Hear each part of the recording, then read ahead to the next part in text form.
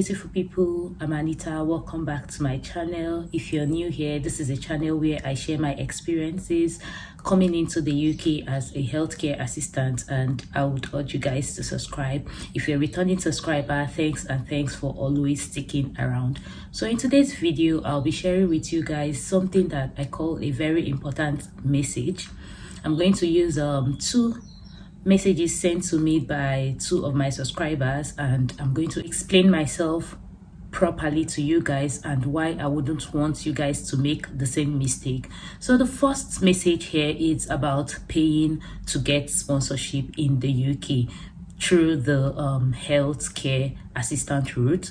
Now, I'm not discouraging any of you to pay to get sponsored. I've been seeing a lot of messages on that where people talk about agencies asking them to pay a whole lot of money to offer them certificate of sponsorship in order to come to the UK. Now, like I said earlier, I wouldn't discourage anyone to come here, and before you guys would want to lash out on me, try and understand why you have to think about paying a whole lot of money or even borrowing a whole lot to come into here. First, if you've been following this channel or my videos, you would understand that I always lay emphasis on you understanding what you're coming here to do.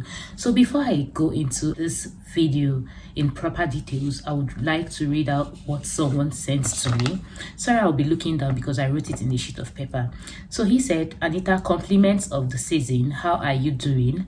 So nice to get in touch with you one-on-one. I have been following you religiously on your YouTube.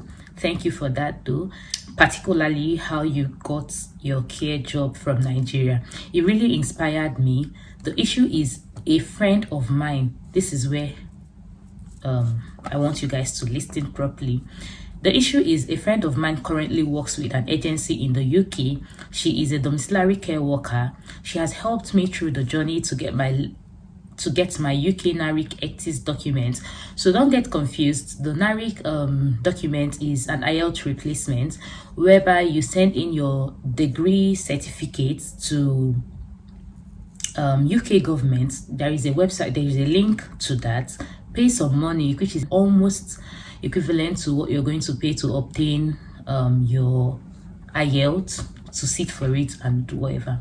Then you get an IELTS replacement. So by that means you're not going to need to write IELTS, if that makes sense. So he was like that this friend helped him to get the UK NARIC certificate and ECTIS documents, and I now have all the required documents for healthcare domiciliary care job. She's insisting I pay a whooping sum of £12,500, British pounds, it was specified here, at once to her agency before I can get the letter/offer of contract and course documents. When I say course, it's certificate of sponsorship, guys. Sorry, I told you guys I live around a train station, so the train is always moving, so you can occasionally hear noises of train moving. So he was like, okay, before I can get the letter of contract or certificate of sponsorship documents, I don't know if it's expensive. So he was like, what do you suggest I do? Stick with her or apply directly to care homes or agencies in the UK? Meanwhile, this is another interesting part. Said, meanwhile, before we got here, we had spent 2.2 million on that document. He was like, what's your take on this? I will be expecting your response. So guys, the first amount I mentioned here was about 12,500 British pounds. Now, if you convert that to Naira, that should be around, there was a time Naira was almost 1,000 as to British pounds, but I think it has gone down now. Let's just be saying that this amount might roughly be 11 million something. You guys know what 11 million is. If you're from Nigeria or if you're from any other country, you can try to convert and see what the exact amount is. So now you go to borrow or you sell a land, your family land. I don't know how you want to get that money, or even if you have that money, and you pay someone 11 million naira, let's just say 11 million naira, to get sponsored to a domiciliary care job.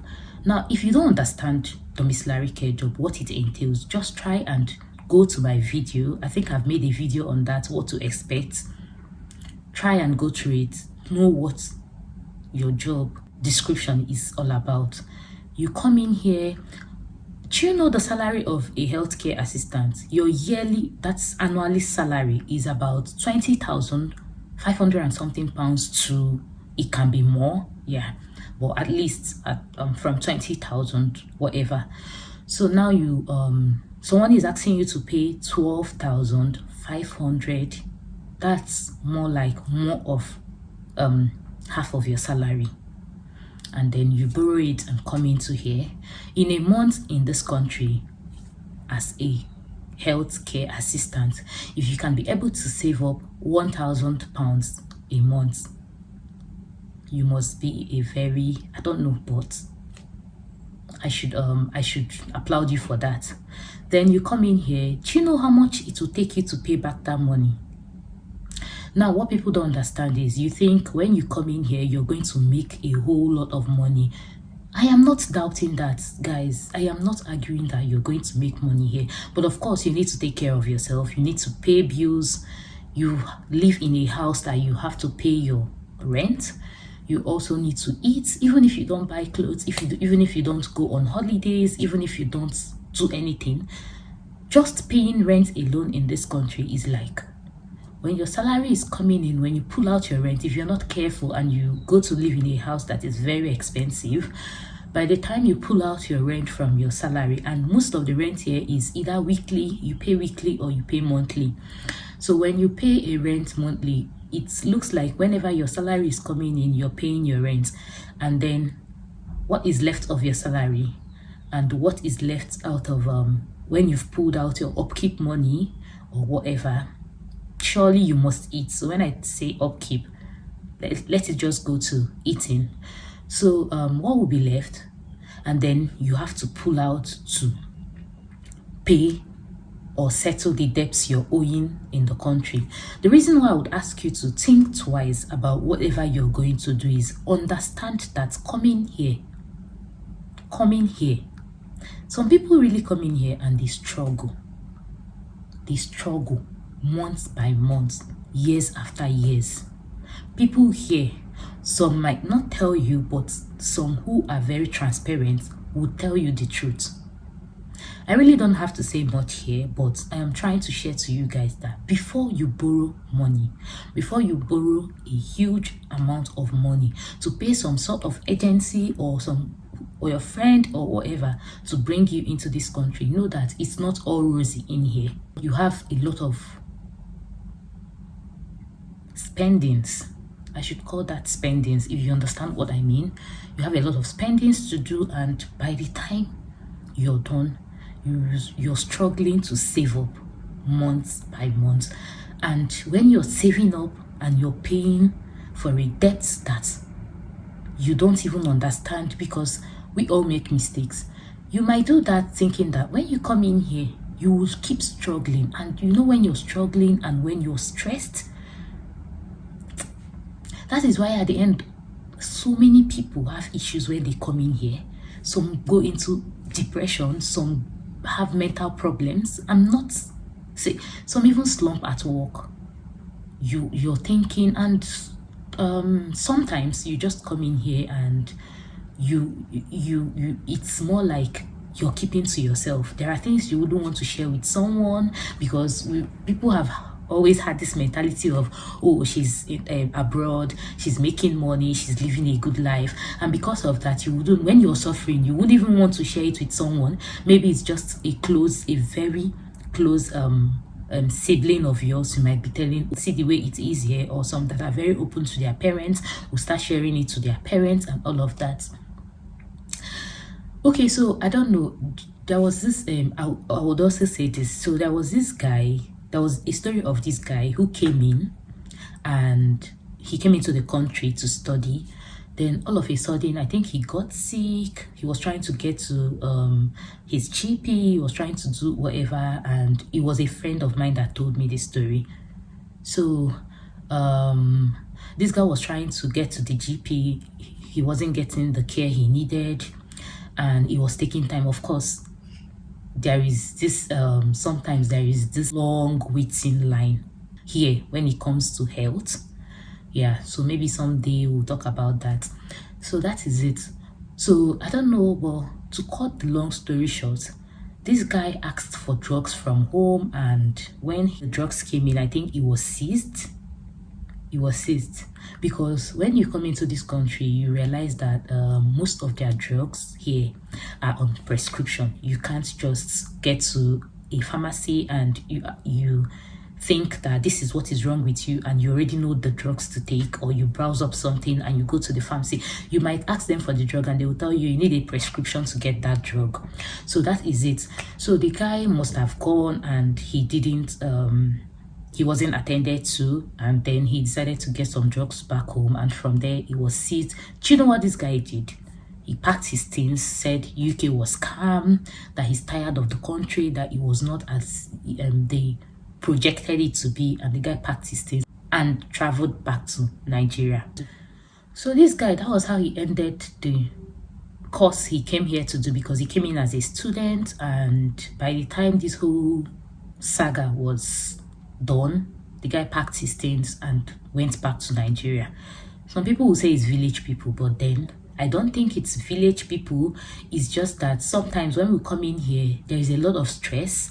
We go through a lot, and if you're not strong enough, those things might win over you, and you will just get terribly down, and you start feeling like, you know, when you're feeling like this is not the life you wanted for yourself, you're all tired, gradually you might start going into depression. So that is it. Then this guy mentioned later on that all the documents the friend has helped him get was he has spent 2.2 million.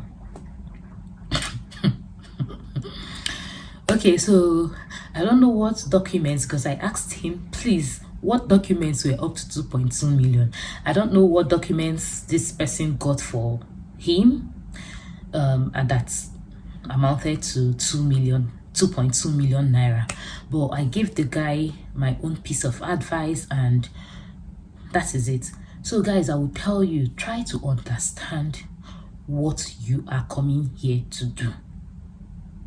Domiciliary care is not, I am doing domiciliary care.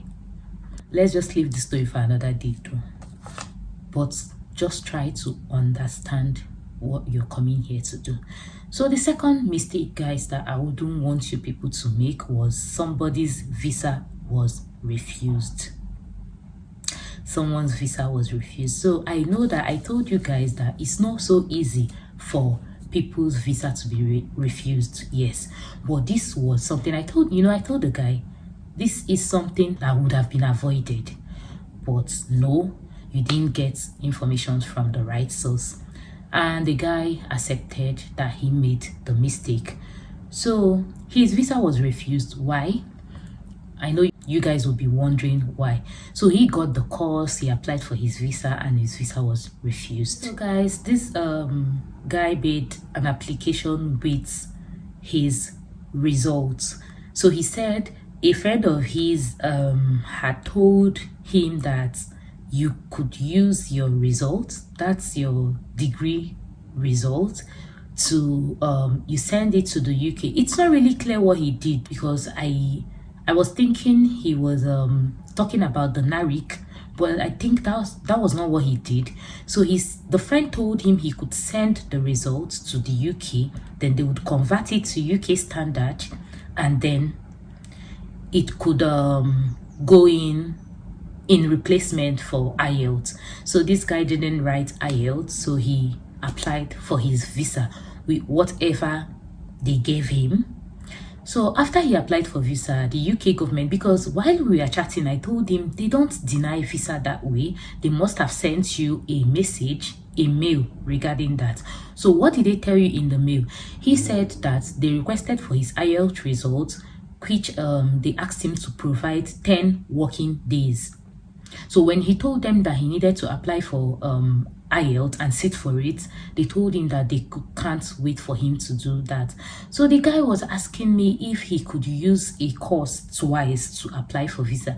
First, I told him I think so, because while you're having issues, I once mentioned to you guys that a colleague of mine didn't write the IELTS general for UKVI. She just wrote the IELTS general, not for the UKVI, and her visa was not really denied. They sent her a message to provide correct IELTS results. Then some other people will come under my comment section to say that they know someone, or their sister or their brother have used IELTS Academic to apply and it worked out for them. Guys, I don't know what they used, because I am not there with them, but what worked for someone might not work for you. So they will always tell you, these companies, your employers will always tell you, this is what they need you to get. And then someone else tells you, this is it, this is that. I have a cousin who has applied and they used, and because it worked out for them. And something I want to believe is, when this UK was really in shortage of this of workers in this area, I think they were just giving visa without even going through, I don't know, but I feel that was what was happening. So some people were so lucky to put in with some documents and their visa was granted. So now it's becoming highly competitive, because some of them are no longer even recruiting internationally. Most of them are recruiting locally, that is within UK. So if you get a very good offer, you already know the documents to use. So many YouTubers are talking about these documents, and all of a sudden someone tells you, this is what I did, and you went to try it. Okay, so this guy, his visa was refused, and I was a bit angry. I told him this is something that would have been avoided. What would it take you to write IELTS? About 90 something thousand, right? And about what's it called, just 4.0, which I believe everyone could get.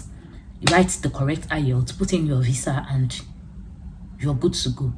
So now he also came down to say that the person, that he used his HND result.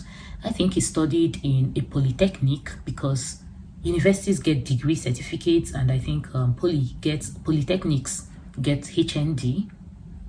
Correct me if I'm wrong. So I think that was what he did. So he said the grading was supposed to be he needed a 70 points, but they gave him a 60 points and said he didn't measure up to it. So therefore his visa was denied. And now good thing his company has said they were going to give him another course to apply for visa, because he said the company told him he can't use that course anymore, so they would offer him another certificate of sponsorship, but he should know that it takes time. So at least luck is on his side.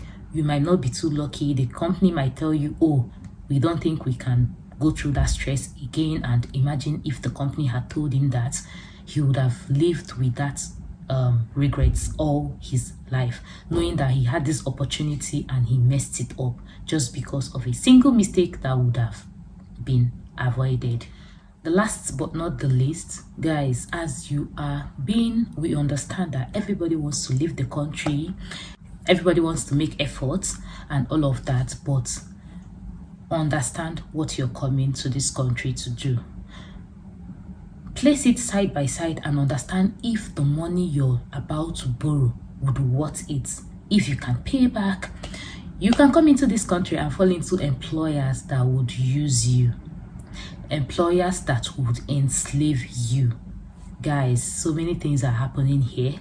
You guys don't know about it, but before you borrow such amount of money to pay one agency like that to come in here and think that within 1 month you're going to pay off your debts, have a rethink. make proper research, make proper inquiries. I think that's all for this video, and I hope you guys have learned one or two things from this, and I wish you guys luck as you're making your pursuits to have a change in your career or to pursue your greener passions and all of that. So guys, make sure you've subscribed, make sure you've liked this video, leave your comments down the comment section, and until then, I'll see you guys in my next video.